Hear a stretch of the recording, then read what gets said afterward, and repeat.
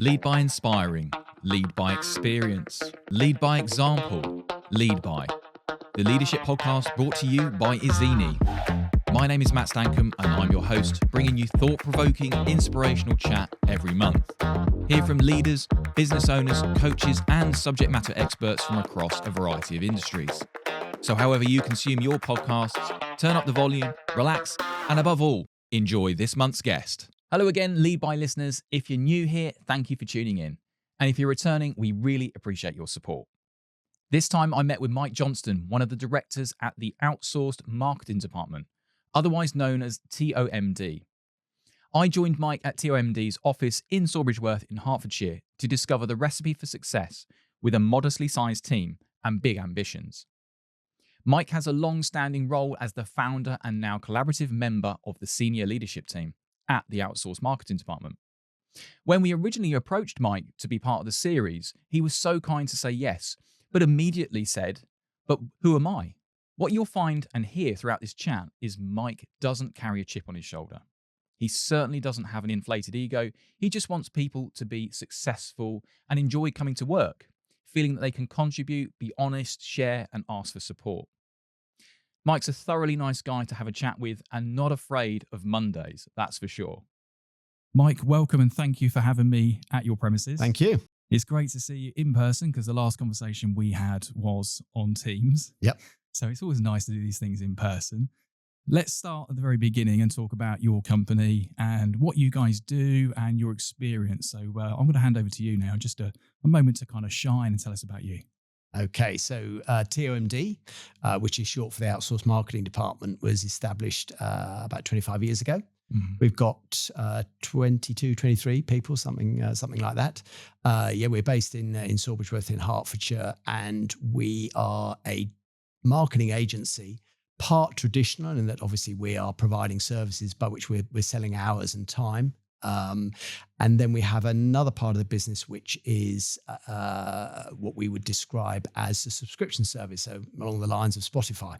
Right. So we focus on financial services, legal, and accountancy sectors. We don't really are outside of those, and all of the services that we provide are available to all three of those sectors. So as I say, the bespoke, or we would call sort of retainer type clients. And then the subscription services where they are subscribing, whether it to be one of our websites or some of our content, and they would pay on a monthly basis. Right. So that's a very different model. So we're running the two models alongside each other. That is really interesting that you operate a subscription model to that. Yes. How does that work in terms of time management in the office? Does it create challenges? Is it working really well for you? It works well. It's the same people that would work on both bespoke and, as we refer to it, as ready to use. But the challenge is more about the two different models at the same time. I think for staff generally, there's probably not a huge challenge, although it's easy for me to say that. But for the business, running two different models is obviously quite interesting. And the subscription model is something that's much more recent, and so we've developed that over time, and the two sit side by side very nicely. And in fact, we are building very much on the subscription model because we are launching our new content platform, which is called Content Streams, which will enable our clients, so whether that's individuals within those firms, to actually create and publish content through campaigns themselves very quickly. And that platform actually integrates with back office systems as well. So whether you're an individual financial advisor or an individual solicitor, you'll be able to create your own content and publish it and update it as and when you want very, very quickly, but also do that within your back office so that you're communicating directly with your individual clients. Wow, so there's a lot going on from this office and I guess some remote functions as well. Yeah, so like most people, we operate a hybrid situation. So we get people to come in 2 days a week. We've got one or two people who are work much further afield and therefore don't come in quite so often. And I guess for all firms, that's a challenge, trying to get that balance right post-COVID. But yeah, and sometimes in this office we'll have everyone in, and other days just a handful of people. But I guess it's the same for all businesses now. Yeah, it's a challenge that a lot of companies face, and that's a big part of culture these days, Yeah. because allowing that flexibility is what attracts people to work for certain organisations. If they've got that flexibility to work from home, deal with their circumstances outside of the office, that's all really good things that people want to see. Absolutely, yeah. And you were very gracious to say that you don't run the company. You know, it's a board of people that run the directors. So what's the kind of makeup here? Is it a typical sort of board of directors and then senior managers underneath that, or? Yeah, pretty much. Yes, and then we have. I mean, obviously, we like to think of it more as much as possible as a flat structure. I mean, there's not enough really to have a sort of a huge hierarchy, and but we've got specialist people within content, design, and obviously the web function is very important. The online function is very important, and then the corporate teams, we call them, who actually are the ones who primarily liaise with clients, account managers, if you like. We do the liaison with clients. So that's the sort of the main structure. And then we obviously have a business development function as well. TOM&D, as it stands today, you said is about 25 years in operation, with a fairly flat structure, because it is a small company. Yes. So you sit at the top as managing director, is that correct? No, we don't actually have a managing director. Okay. There are 3 directors. Okay. And effectively, we take the decisions, and I'm very lucky in that we are all very aligned. I've got friends who run businesses and they're not, when I hear them talking. So I'm very acutely aware that we are, lucky in that respect. Mm-hmm. And so we generally agree almost instantly on most things. Right. Okay. Well, that's really interesting, because then it's a collaborative workforce at that stage, with all directors singing from the same hymn sheet, with the same visions, missions. Yep. Does that work for you really well when transcending the message, the vision to the workforce? Do you ever suffer any challenges with communication? I think all firms do, and actually partly going back to the point we were talking about earlier with people not in the office. I think it is that bit more difficult to communicate. It inevitably, obviously, messages affect different teams in different ways. But I think that hopefully, generally, we get the message across. But any organisation, it's kind of organic. It's moving. Nothing ever stays still. So it can always be tricky. But hopefully, we kind of manage it. Yeah. And I imagine when I came in setting up before we started recording, there's a lot of happy, smiley faces here, which is always a really good sign, isn't it? There's some wonderful people in the office, albeit only a small portion today. But that's always lovely to see, which is a net result of the people that run and direct the company. So you must be very proud. I think we like to think that everyone's happy and enjoying life, but clearly it's not the case all the time, and there's just so many factors to take into account. Work is just one of those. And clearly, if someone's very unhappy with things that are going on in their personal life, that's very difficult for them to keep that away from work, and that's the same for all of us. So I guess we do our best, but at the end of the day, obviously we've got to run a company as well, and that's a balance. You're trying to keep people happy, but also run the business profitably and kind of drive it forward. But generally, I think we've got a happy crew. I mean, we're lucky; we've got some really good people. I know it's very cliche, but that's it's a fact. We've got a lot of really good people. Yeah, and 25 years is a long time. Thank you. And this, in the most positive way. That is a long time to be working in this industry. You will have seen a lot of change in the way that you deal with your clients, and the technology changes and all the evolution. What have you seen in the differences in people, and what sort of requirements are now made of you as a leader to help get the best out of them since the 25 years? I think the change is more a personal one. And if only I knew 25 years ago what I know now about myself, as a manager, then it would be great. I mean, I was pretty poor probably as a manager in the early days. I mean, some people will tell you I am now, but 25 years ago, I mean, I look back and think, really, is that right? But one of the issues there is that it's when you're starting to run a business, I had some management experience prior to running or setting up the business. But it's very different when the decisions are actually yours and you've got to implement those decisions and your livelihood's on the line. Than it is if you're working in a corporate whatever, where you're middle management or whatever it might be. Mm. So I think that you go into it fairly blind with good intentions and quickly learn, actually, maybe you could do things better. So you're kind of learning as you're going along. And the problem is that the people who are working with you, they're kind of the guinea pigs almost, because you're setting out on this journey, and you're making it up as you go along. Yeah, well, there has to be an element of that to a degree, Yeah. Especially in a small company where Yeah. you're responsible for so much. In big corporates, you have teams of people that set direction and project teams. It's very different, isn't it? But Yeah.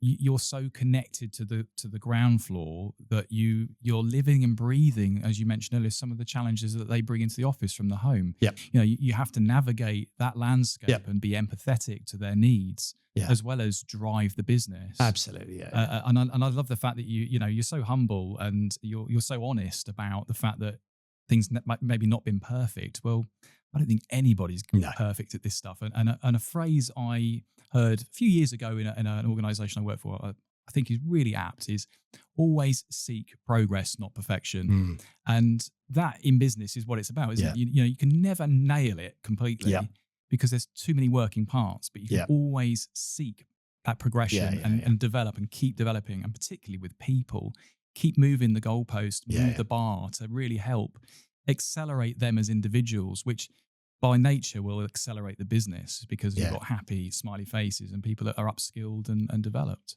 Yeah, and I think new businesses have got an advantage because they're new. So there's no kind of history, no legacy. So there's an excitement and a kind of a enthusiasm and naivety about them.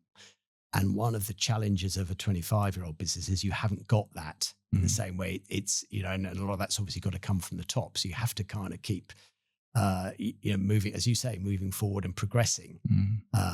But you've still got all that history there as well. So that is a challenge. Yeah, and that history, that culture is what makes people stick with the program. So, in terms of mission and vision in a company, if people have been around long enough and they buy into that vision and mission, you're going to have a much higher success rate as an organization than the startups that are trying to find their feet and figure out and form that culture. Yeah.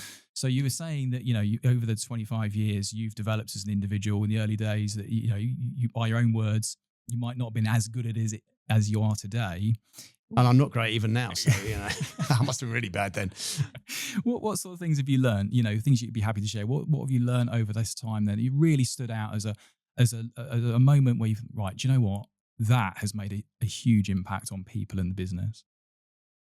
I think potentially the answer is, and probably a regret that I have, is that when I first set up, I wasn't convinced it was what I wanted to do.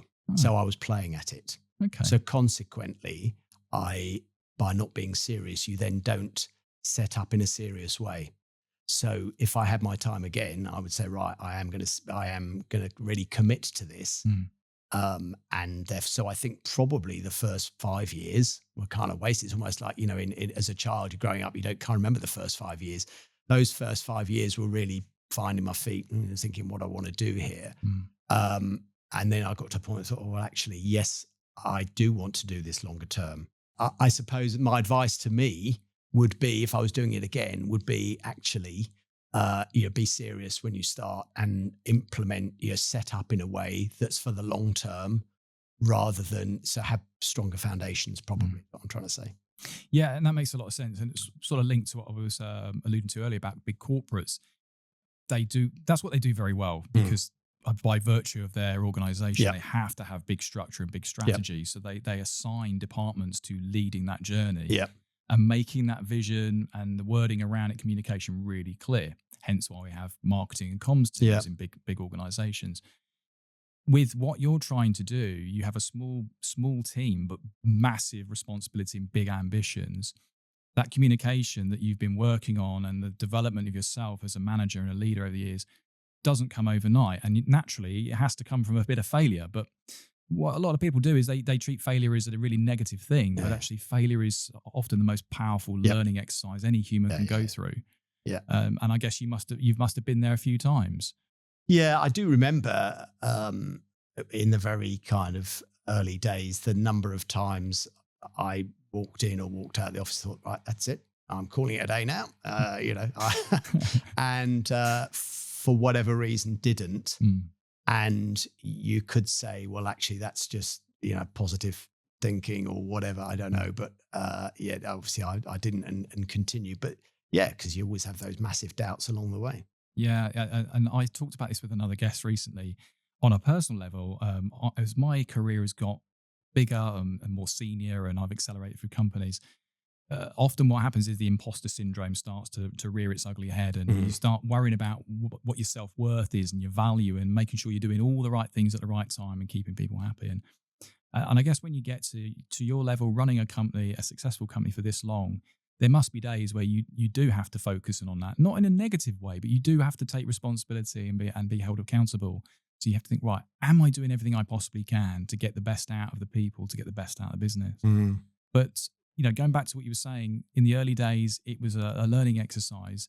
When you first started out and on this venture, did you ever think that you'd be responsible for the turnover, the revenue you make, and the amount of people you have? No, I certainly didn't think, beyond the next week, really. And that goes back to what I was saying, was I didn't look far enough ahead and be serious enough in the early days, which I should have done. Yeah. And you don't really know the direction you're going to go. So I think it's almost impossible to look forward. And imposter syndrome, which you said, that's a daily occurrence. Yeah, I think a lot of people have it happen and are guilty of it rearing its head.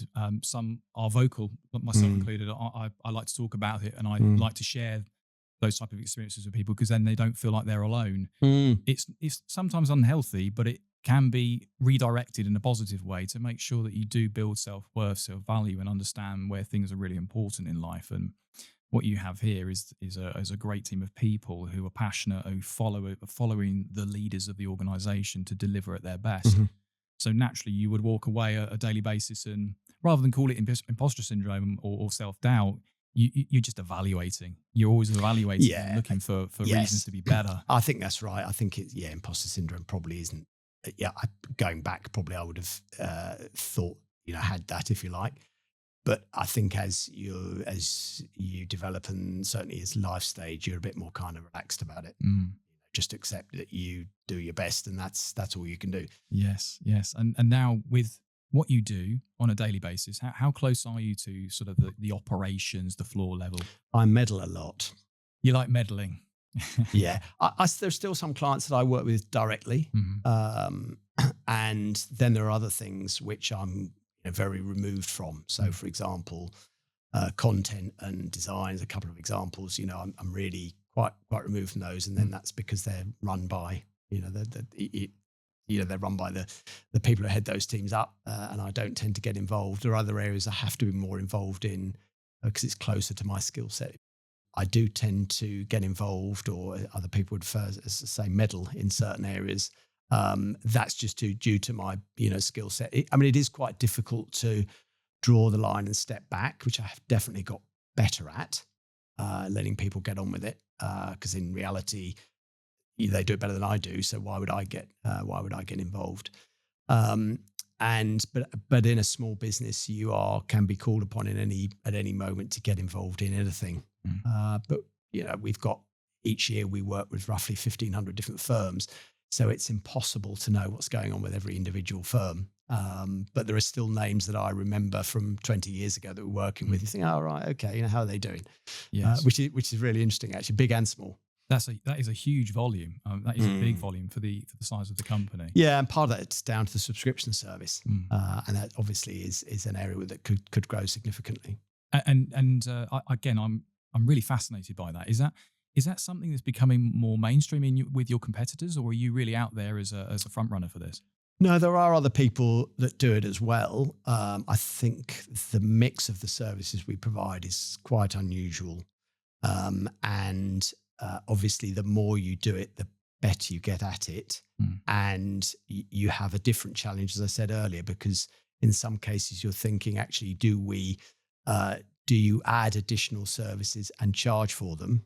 Or do you just add additional services and not charge them on the basis that obviously retention is going to be better? Just exactly the same as I mentioned Spotify, just the same as Spotify. They will be doing the same thing. Do they put their prices up? Do they keep the prices the same? Do they remove services, add services, or whatever? So yeah, that is quite interesting. And does the senior positions become more involved in some of that account management? As a consultant, so yourself and the other directors, is that part of that makeup as well? For clients, obviously, for our we refer to as our kind of retainer clients, Right. who we're working with day in, day out. Then yes, we're providing advice to them. So marketing advice, consultancy, if you like, as part of the service we would provide. So in some cases, we're working with some clients literally every day. We would have contact with them literally every day because we are their marketing department. They have actually outsourced, which is obviously the Outsourced Marketing Department, the original concept that we would be the outsourced team and the outsourced department for some firms, those who are either not big enough or decide that it's better to outsource the function. And with sort of small and medium-sized firms, we do that. And then with the much larger firms, very large corporates, we tend to supplement their existing in-house because we've got specialist services such as, content or design or whatever it might be. And again, by the nature of what you're doing, the volume of people you're dealing with, prospective clients will look at a company, look at the culture and reviews and background to establish whether that's a business they want to organize or an organization they want to do business with. What do you do to make sure that you are out there as a fresh, have vitality in the business and as leaders have clear direction? What do you do to make sure that those prospective people really get what you're about and what your values are?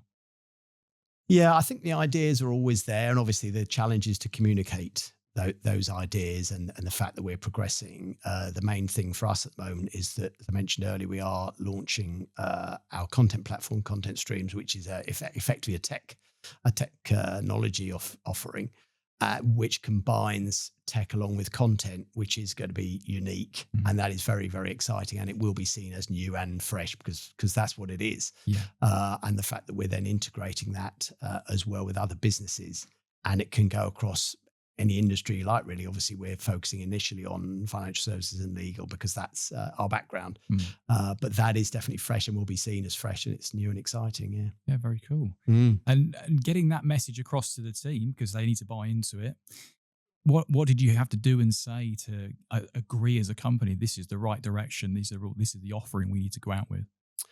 I think for most people, they would see anything tech related obviously is very relevant. And I think most people would automatically understand that is the right way to go. I always kind of maintain that as directors, your thinking is always a couple of months ahead of everyone else. And that's purely because you've been thinking about it for a couple of months before you start talking about it. And so therefore, everyone has to sort of play a bit of catch up, which is no fault of their own. But I think people can see, and to a degree, actually, we already had a very strong tech presence because we've built and host 800-900 websites. So kind of our tech offering was already pretty strong, but this is obviously taking it to another level. Right. And where do your best ideas come from? Because, that norming, storming, forming bit. Other people. Yeah. Other people. Yeah. So, yeah, I mean, one of my co-directors is very strong on that side. So it's very much being led by him. Okay. If you're like me, I listen to podcasts in the car or the radio and things like that. Do you ever find yourself taking inspiration from other sources, maybe even your competitors? Do they inspire an action? I tend to just pick up nuggets just from everyday life. It just in terms of, that's a really interesting thing to, way of doing something. I mean, sport is a really good example. You noticing things in sport, how other businesses do things, how other brands do things. I think whatever sector they're in, I think is very interesting. Yeah. So I don't tend to read a lot of advice of other people. I prefer just to see things that are going on out there and say, oh, right, that's interesting. So with that in mind, I'll be bold enough to ask this question. How do you then measure that success, your own personal success? If you don't necessarily use some of the other references or your competitors, what can you do to make sure that you stay on top form? What's your routine for making sure that you are at your very best? Well, clearly up at 4 o'clock in the morning. And then I go back to bed. No, it's I don't really think about that stuff, actually, to be honest. No, I don't. I just kind of I don't have a very rigorous routine. Mm-hmm. There's things I like to do. So I don't set out to make sure I drink X glasses of water or do X amount of exercise. Yeah, maybe I should do, but I never have. It's just never been my style. But in a work sense, that measurement of success, what is that? What's the routine there? How do you evaluate your day, or what do you do at the start of the day to make sure you get the best out of yourself to therefore lead the people? Is there anything there that you maybe have changed in the last decade? Obviously, since 25 years of running, a lot's changed. I think it's just a natural progression. You naturally just change the way you do things. And yeah, I can't really.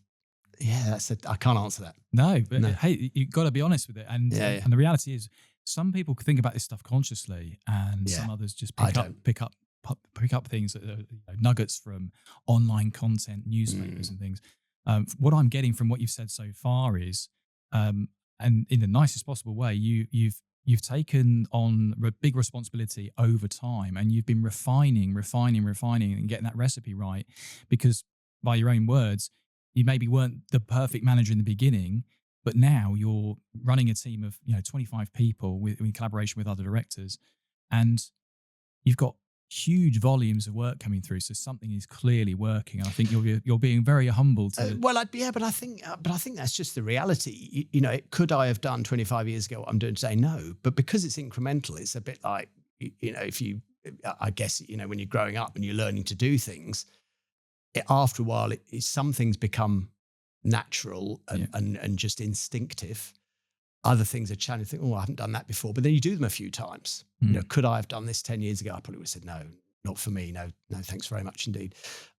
So I think I don't think there's anything incredible about that. I think that's just humans as we are. You are just progressing, day in, day out. Therefore, you can do things today that you couldn't do before.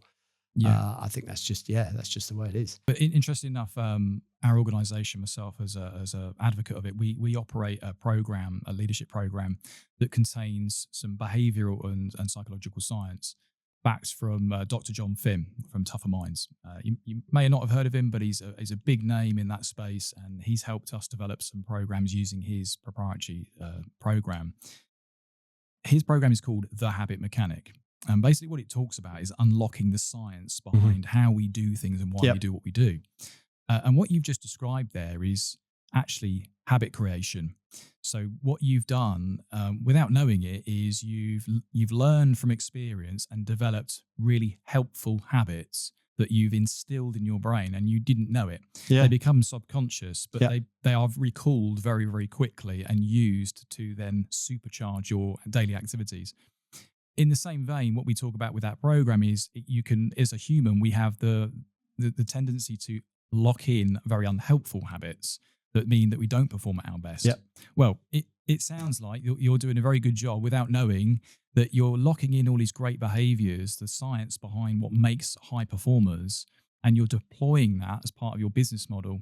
And that's what every organization is seeking, is that opportunity to keep developing and seek progression, but unlocking these helpful habits that drive really good business behaviors. So don't do yourself a disservice. 25 years in operation, the volume of what you're doing is incredible in a flooded market. Let's be honest. There's a lot in this space. That is an incredible achievement. Hey, sorry to interrupt. It's time for a quick advert break. This podcast is sponsored by Ignition. Do you want to raise your business to new heights? Give your clients a bird's eye view of what you can do?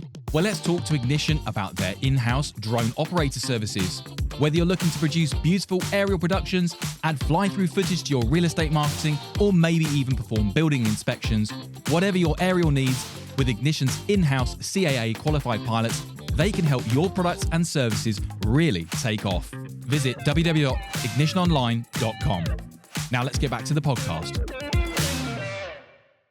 From everything you've told me so far, again, I mentioned earlier, you're an incredibly humble person, and it's such a lovely, personable attribute to have as a leader, to admit that not everything's perfect, and that you're honestly trying to develop every day. But what is it that you think that really has stood out in your career so far that's helped you to become a more rounded individual? What attributes are your team seeing that really make you someone to listen to and to follow as a leader? I hopefully they see that I'm a kind of a real person. Um, the H word, the humble thing. I have a real problem with ego and big headedness, so I kind of go to the other extreme, which probably isn't great because I won't be, overly confident and pushy, if you like, in certain situations. But that's just me, and I can't help that. That's kind of just the way I am. I think I've probably built a lot of trust. So over the years, I've learned to trust people and let them get on with it. So hopefully I don't micromanage. There are definitely people here in the business who can do most things better than I can. And it's good. And I have developed the ability to be able to trust them and then forget it and let them get on with it, knowing that then if there's an issue, they'll come and talk to me about it and we'll sort it out from there. Yeah. So I think that's very important. Hopefully I'm empathetic with people and understand that there's stuff in everyone's life going on outside their lives. Personally, I had I suppose some people would call a fairly tragic situation when I was 16, in that both my parents died 3 months apart.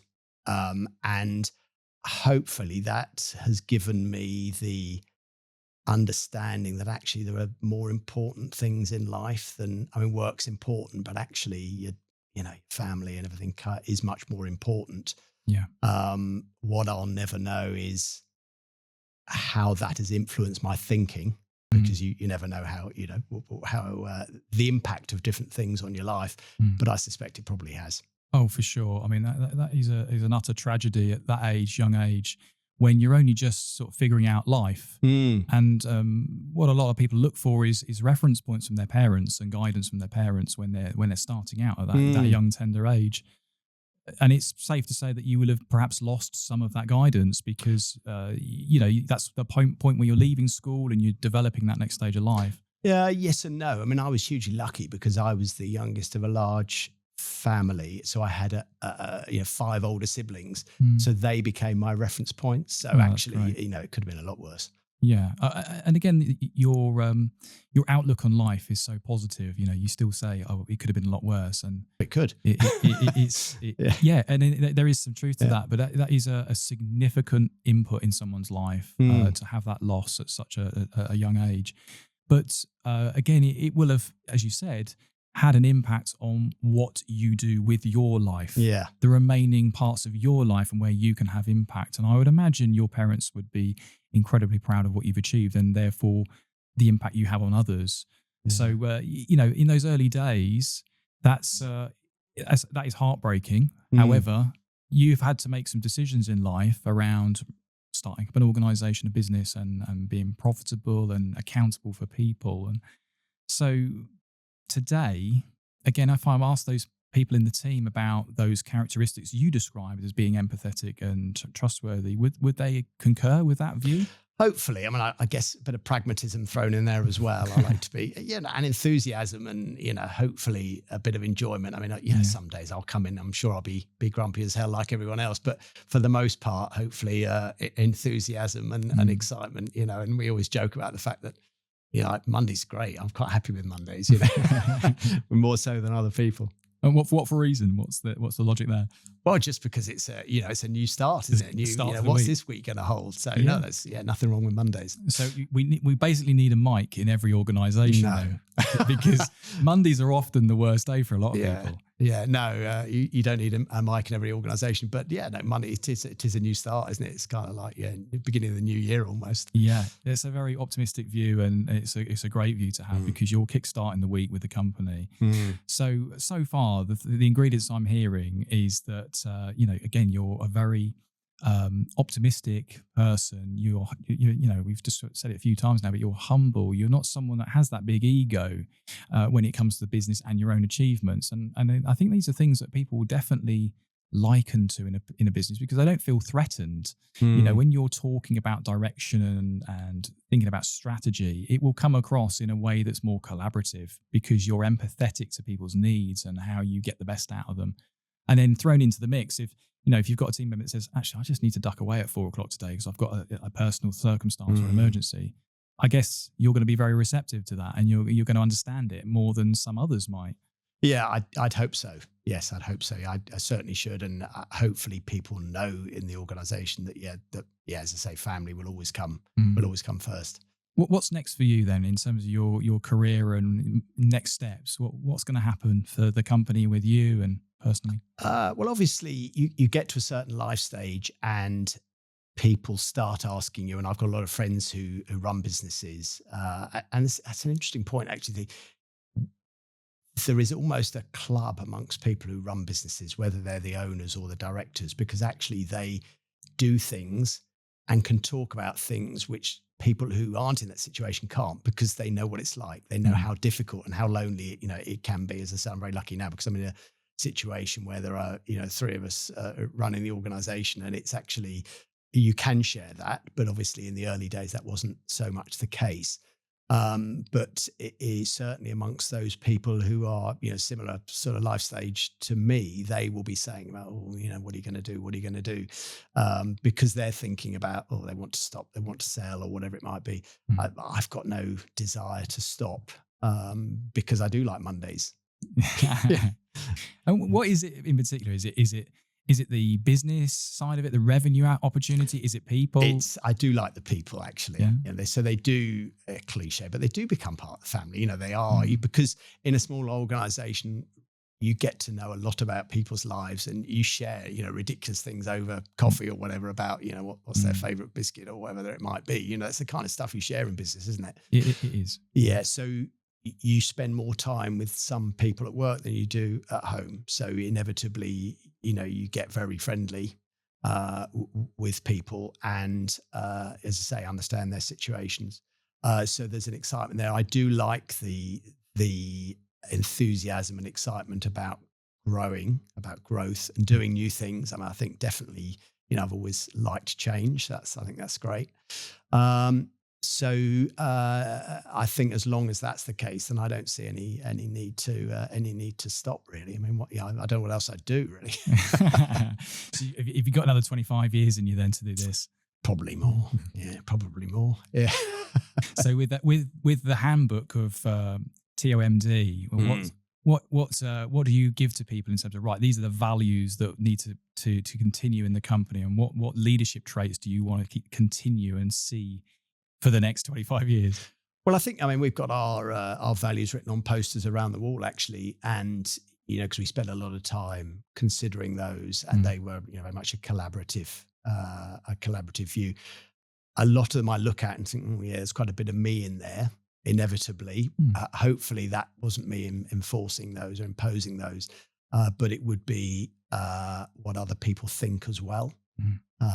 So the kind of the lack of ego, we just kind of leave the ego at the door and just get on with the work, because actually we're here to do work for the client, not to stroke our own egos.